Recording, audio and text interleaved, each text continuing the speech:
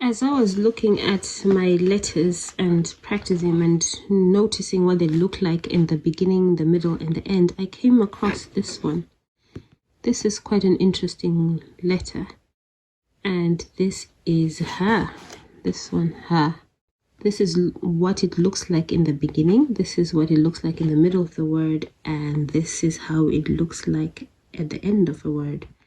So I decided to open my Quran and see if I can spot it. And there it is, right there.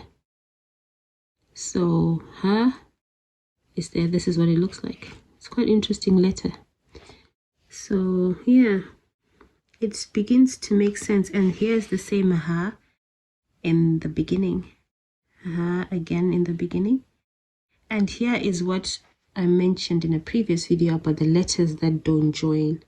I think let me make a new video about that one to show you what was meant about the naughty letters that don't join with the other word letters.